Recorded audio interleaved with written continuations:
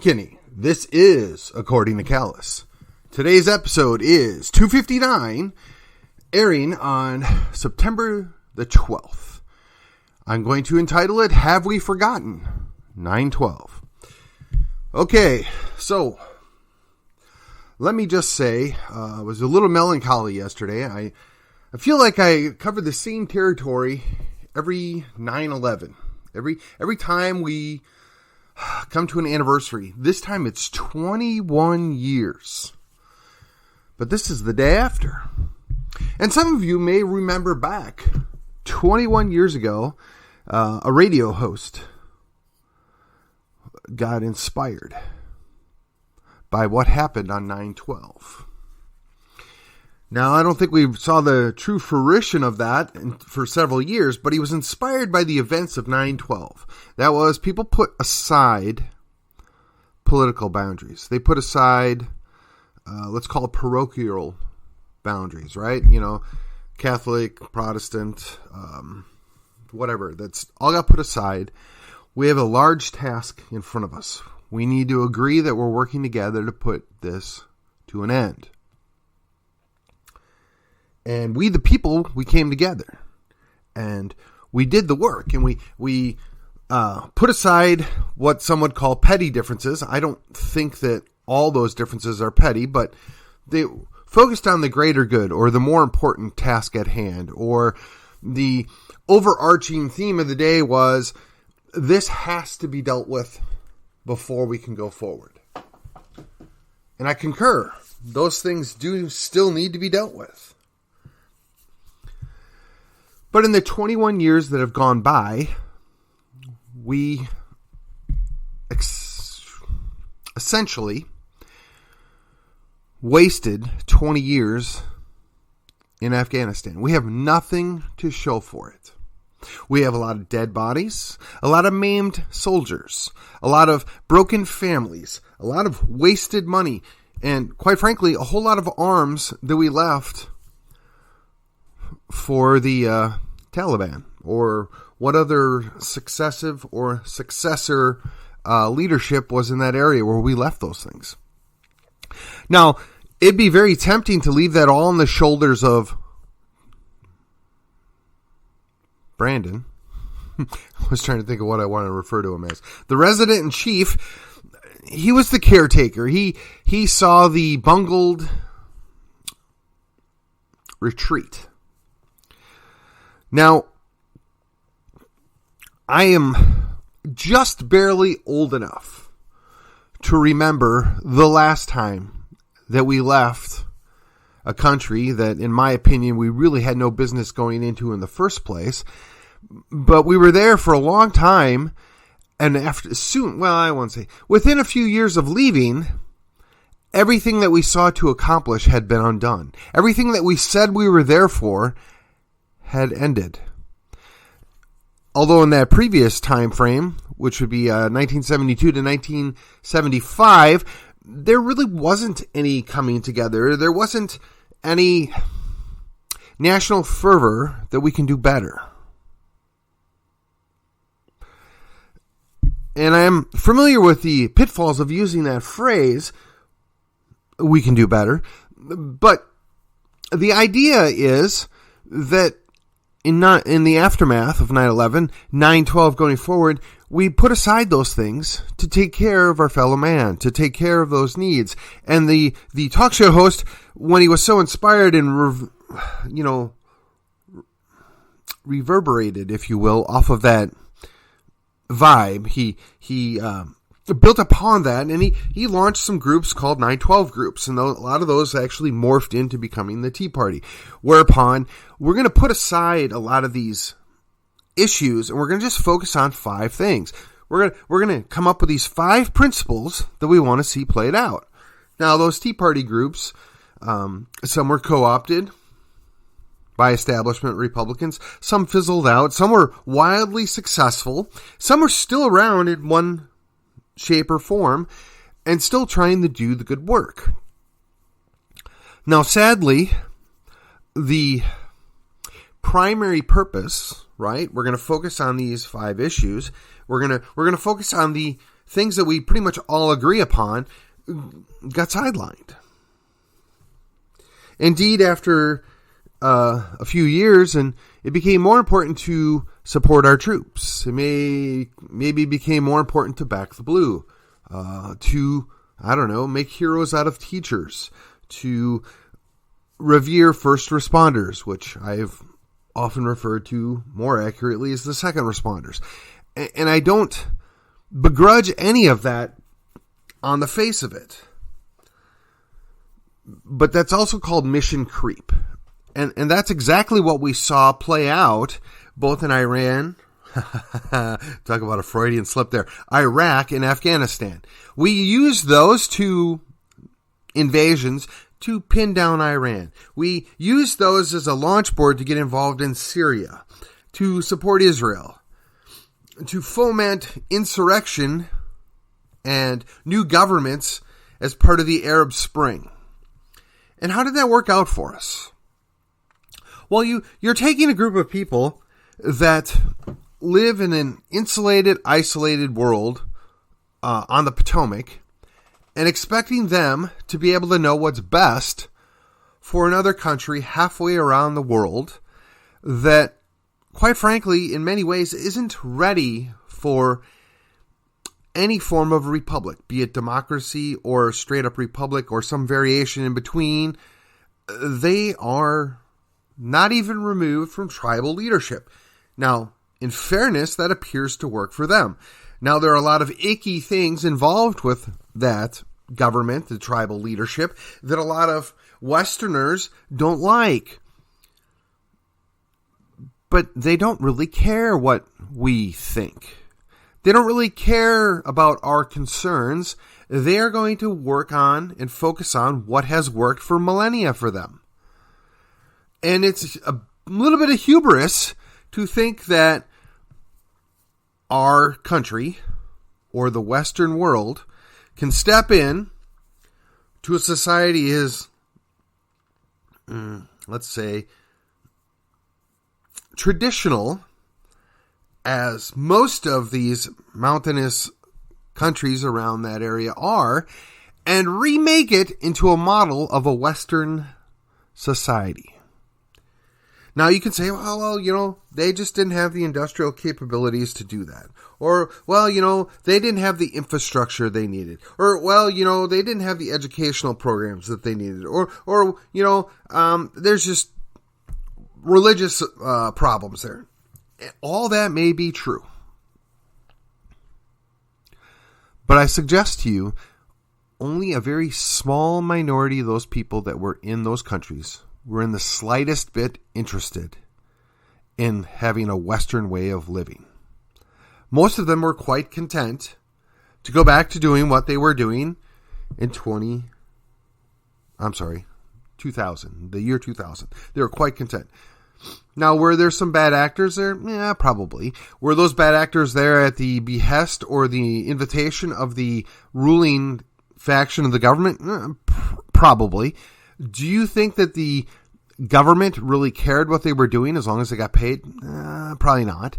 Do you think that we are in any way, shape, or form better off having taken 20 years of our blood and treasure and blood and spilling it over in Afghanistan and to a lesser extent Iraq?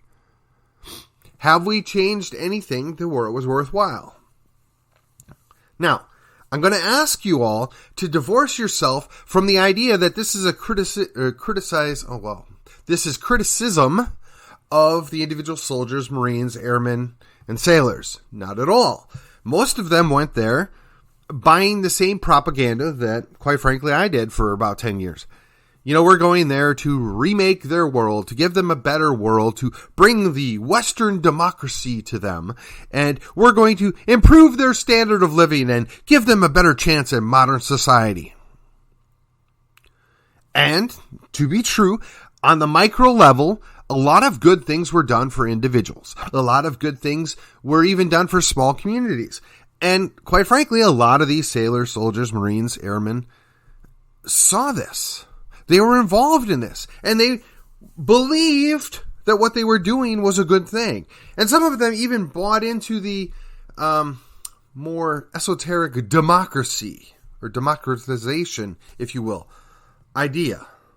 And I don't fault them for that. I mean, that's what we were brought up to believe. We were brought up to believe that we can fix everything with a little bit of science and a little bit of democracy. And as we have seen, that doesn't always turn out to be the case. In fact, we upended a number of countries with really no good effect. In fact, some of the side effects that have come about have been rather disastrous. Now, I'm going to put a little pause here, and I'm going to transition to the greatest enemy in place right now, beside Putin, is Hungary, being run by a Hungarian who is more concerned about Hungary than the surrounding nations and whatever group of people that wants to try and migrate there. Likewise, the same could be said about a Polish person being in charge of a country called Poland that's more concerned about the Poles that live there than the surrounding countries or groups of migrants that are trying to come there. Now, setting aside whatever domestic policies might be in play, because unfortunately in today's day and age, there's a lot of what we would call icky things happening in the Western world's mindset when it comes to other parts of the world. And we're not super enthusiastic about one group of people mistreating another group of people because they don't look the same, they don't sound the same, they don't have the same religion. Okay, that's not ideal. That's a bad thing. However you want to phrase it. But if you're an independent country and you're concerned about your independent country, it doesn't really do you any good to invite a bunch of people in that have zero interest in being a part of your country. They're just coming there to take advantage of what your country offers. Now, I suspect that I've probably touched on this a time or two before when we've discussed what happened in Oslo, what happened in Denmark, what's going on in London, Stan, right now, what's going on in Paris. All these countries and big cities are under siege in one form or another by groups of people that actually are not French, that are not English or British, that are not Norwegian. And Poland and Hungary are looking at that and saying to themselves, yeah, we don't want any part of that. You guys can go ahead and keep that. Now, the real curious thing to me is, how long is Germany going to continue to put up with this? I know we did a lot of pacification after World War II. In fact, we committed genocide upon the German people after World War II to ensure that the Germans never did this again. That they never stood up for their own country, that they never wanted their own empire. And quite frankly, one of our former presidents was deeply involved in that. And the mass starvation and genocide that took place really isn't any different than what perhaps Stalin did in the Ukraine, which is what they called it when it was under the Soviet Union. Ukrainians apparently don't like being referred to as the Ukraine, but rather Ukraine. So just so I'm clear on that, yes, I don't really see any significant difference.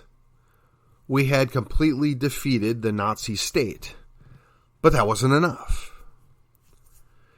And instead of getting a pacified Germany, well, we got a puppet state.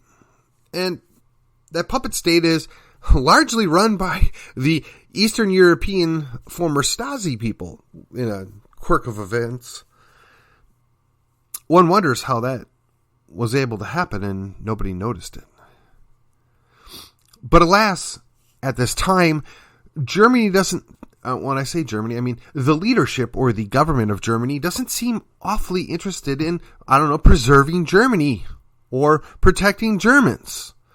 And one wonders how long those people are going to tolerate that. I once saw a comic, and it's really sad and disturbing all at the same time, but in a black humor sort of way, it speaks to the point.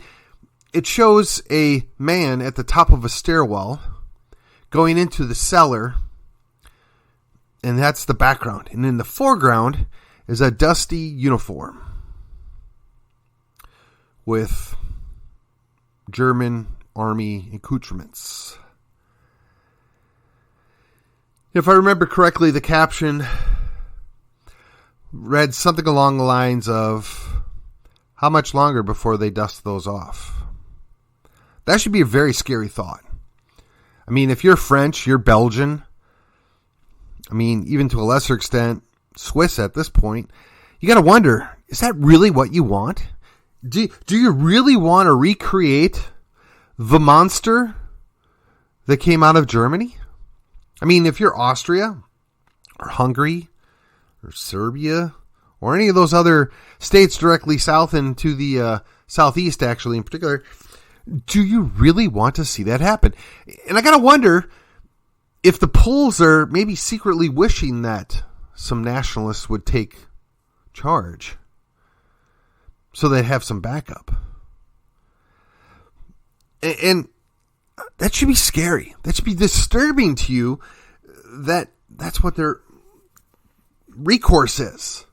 Because even in our own country, we're not allowed to want to be America first. We're not allowed to want to put our individual state first. We're bad people. We're nationalists. We're the downfall of society. And, you know, I referenced the predictive programming that I watched, referred to as Madam Secretary, and it morphed from being nationalists to white nationalists to Christian nationalists. But basically, people that are more concerned about these United States than other countries were the problem. The solution propagated in that show, and honestly being shoved down our throats right now, is some kind of globalism, some kind of melded whatever. And I ask you, how does a first world country benefit by importing millions or potentially several millions of third world folks to that country? Oh, sure, yeah, I know. They'll do the jobs that nobody else wants. They'll all congregate in one area. They'll depress that area. They will refuse to assimilate.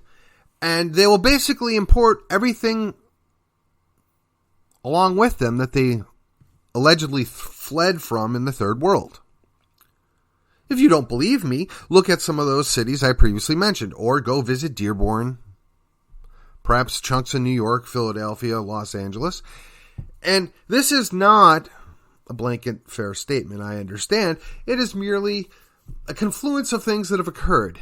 Indeed, our own American, for lack of a better phrase, white people have fallen down on the switch because they figured out that, well, we can get paid for not working. We can get paid to do nothing. We can, get a subsistence and live on the streets and not have to do anything, and everybody's okay with it. Now, while I don't advocate any kind of harsh punishment for that per se, but I would suggest to you that that's part of our problem. We pay people to not work. We pay farmers to not grow. We pay companies to not develop.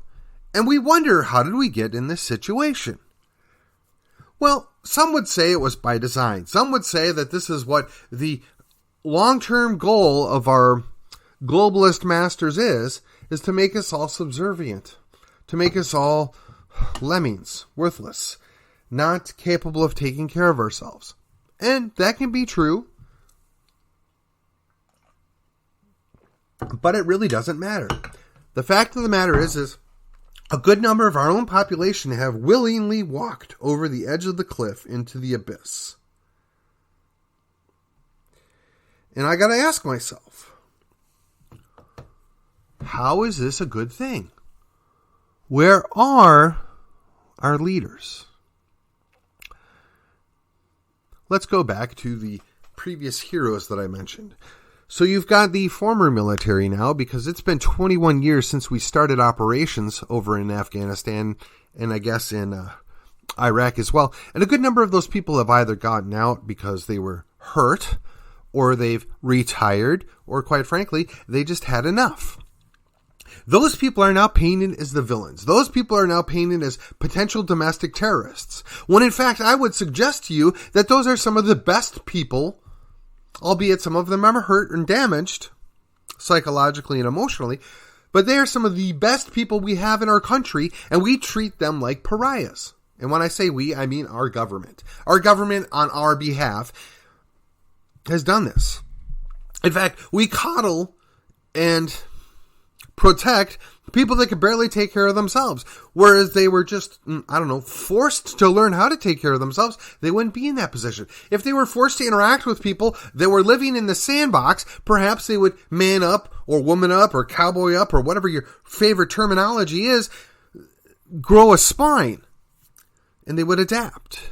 And they would see. And I look and I say to myself, is this not an opportunity to revisit the spirit of 9/12? Is this not an opportunity to say, man, you served your country overseas. And while perhaps you were lied to, perhaps you were misled, perhaps you actually did accomplish what you thought you needed to accomplish and you've come home. But the mission's not over. We have to save our own country. We have to rebuild our own country. Not build back better, which is a joke, but reformulate how we work. Reformulate how we exist. We look at these police officers, and I don't know the percentages. I'm not going to pretend to know the percentages, but for the sake of this discussion, let's say they break down in 3 categories. 1, people that are there that don't belong there. 2, people that are there and are doing a good job in spite of the problems and the issues. And group number 3, the people that left because they just couldn't deal with it anymore. And I would suggest to you that those second 2 groups are in a position to best advocate for fixing their departments, to best advocate for recreating the idea of a peace officer. The people that are there that really don't belong there, unfortunately, in many cases have moved up the ladder. And they're in positions of power and authority and influence. And they really don't care about their fellow citizens. In fact, I would suspect a good number of them don't even care about their fellow first responders, aka the second responders. They are there for their own power, for their own motivations, for their own pockets, just like any other politician. And this is where you have to put aside minor differences. This is where you have to put aside competing values and look at the greater, bigger picture. If we are truly to have a peaceful, successful society, to some degree or another, we're going to need some form of peace officer. Somebody that goes and investigates crimes after they've occurred and decides what happened and presents that to a impartial authority to work out justice. Now, I would suggest to you that when we spend the majority of our time looking to bust people for, what some people call victimless crimes, what I would say foolish decisions, when we beat up people because, they were driving 8 miles over the speed limit, or they didn't come to a full and complete stop, just so we can put a little extra cash in those coffers there, I'm going to suggest to you that that's not the priority we ought to be working off of. That's not the primary function in my mind of how, peace officers should be functioning. Now, we're probably never going to be able to fix it 100%, but it would be really nice if those cops that got out, or the paramedics or the EMTs or firefighters that got out because they just didn't want to deal with the garbage anymore, if they were to speak out, if they were to, take knowledge in the fact that they've got a retirement or a new career and say, advocate for their brethren that are still there doing the best that they can. I would like to see more of that. I would like to see that from the former military while we're at it. But that's the greater good. That's putting aside your own personal desires to give us a better end result. these same folks are in a position to where they can be helping and improving an entire generation of people that have basically learned we don't have to work and we still get paid. We don't have to learn how to do anything because somebody will do it for us. They could fix that if they would only take the effort to do it. If they would be rewarded perhaps for doing it. And this is how would we go about doing this? It needs to be sorted out at the local level, in your local community, perhaps in your church, perhaps in part of one of the various clubs, Lions Clubs, Elks Club, the Chamber of Commerce, perhaps even, God forbid, they would get involved in this. Or the Knights of Columbus, they're still out there somewhere, right?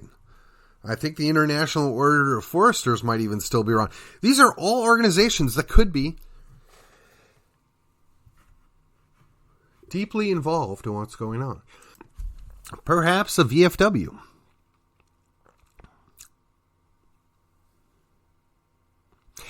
These are opportunities. I mean, they've destroyed the Boy Scouts and turned it into Scouts, which is largely meaningless now, but we could reform something else. We could put in a parallel program to train up young men to actually be young men. Now, that doesn't mean that we shouldn't be doing things for the young ladies, but as a man, do you really want me hanging out with a bunch of young ladies any more than you want me hanging out with a bunch of young boys? In today's day and age, that sends up some red flags. Even when somebody as innocent to that crazy as I might be, doesn't mean that you want somebody that's not related to you, that you can't vouch for, doing these things. No, that's where the community comes in. You have to know these people.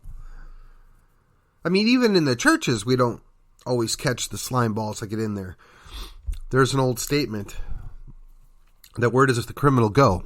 Where the victims are. So that's something we need to be very much aware of. You have to know who's around your young people. You have to remember who's teaching your young people, which then goes back to the school districts and the school systems, right? We haven't done a good job there. We've abdicated our responsibilities. Now I look and I see the enormous sums of money that we have been dumping into a failed or semi-failed state of Ukraine at this point, in the hopes that we would damage the Russian bear. But when I see it, I see a border dispute by two formerly conjoined brothers in the world. And they're not happy about how that split occurred, and they're renegotiating it. That is a nice euphemism, isn't it? Renegotiation, border war. But that's not the business of the United States. And I would really hesitate to say it's even the business of NATO. Yet here we are. And as a result, half of Europe is likely to freeze this winter. You've got to ask yourself, was it worth it? We have dumped trillions and billions of dollars into these countries for what? I mean, Detroit's a mess. Mississippi doesn't have water. We don't have a border wall. California can't keep the lights on. These are all nice talking points, but the reality is we have not invested in our own country. We have not invested in the things that we ought to have been putting first, which was America. America's needs. These United States all have individual needs that have been put aside to focus on some kind of external calamity. And when things are going well, we can do that. When things are going well and we have a surplus, that is a good Christian thing to do. But when we can't even take care of ourselves, when we overlook our own families to stick our nose in other people's business, we are not doing the right thing, in my opinion. We are not looking out for our number one priority. And as I wrap this up, let me be the first to say, as a veteran, a non-combat veteran, but as a veteran, I want to be clear. None of what I said today should be construed or thought as an attack on my former brethren, or I guess depending on how you want to look at it, my brethren still that wore a uniform, whether it's Marines, Navy, Air Force, Army, or even Coast Guard. We all had a duty. We all did what we thought we needed to be doing. We all took an oath to protect and defend the Constitution from all enemies, foreign and domestic. And there's no expiration date on that oath. And a good number of you guys went over there and you saw combat, and you did far more than I ever did. So I would not feel comfortable that you all thought I was dismissing or degrading the work that you did. That's not my intention. I don't believe I implied that. You can go do the most honorable thing you know to do, but if somebody put you there and lied to you to get you there, or you believe the propaganda you were fed, that does not mean you're wrong. That does not mean you're liable for what you did, especially when you believed you were doing the right thing. That is a common thing with all militaries. Ours is not to ask and wonder why. Ours is just to do or die. Now, I say that somewhat tongue-in-cheek because, as I said, I was peacetime Navy, but that was something that I heard from time to time, whether it was from Marines or from guys on my ship that actually served during the first Gulf War. They went to bed at night sometimes wondering if they were going to get up due to a gas attack or something else. And that still strikes me in the center of the heart to know that we did what we thought was best. We did what we were told was the right thing to do. And now with 20 years worth of hindsight, I feel pretty comfortable saying that they lied to us. They didn't do what they said they were going to do. That they had no intentions of ever fixing anything. Oh, I know there's plenty of little do-gooders along the way that stepped in and thought they were doing the right things and on the civilian side. Absolutely. But I believe they were equally misled. I think the people who are running this operation, a good number of them knew absolutely what they were doing. They were bleeding us out. So that does not reflect, certainly on any enlisted person, and quite frankly, probably 04 and below, they honestly believe we were doing the right thing. I can't fault a man or a woman for doing what they believe is the right thing, nor should you. But I will just say, the mission's not over. The greater cause is right in front of us. My concern is we have forgotten. It got memory hold. All the problems, all the issues that we have right now today could have and should have been dealt with. But we were busy dealing with other things that were a convenient distraction for those that are in power and wish to stay there. There's a whole lot more that would go along with this, but that would push this show way, way too long. So let me just say this will probably be a reoccurring theme that I touch on for the next couple of weeks. 9/11's always made me a little melancholy. Makes me a little more patriotic than sometimes I'm comfortable with.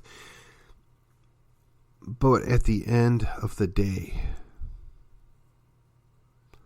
I put Texas before the other states. And I put these United States of America before any other country. And I always will. And that is this episode of According to Callus. This was episode 259. Have we forgotten? And until then, I will see you on the other side.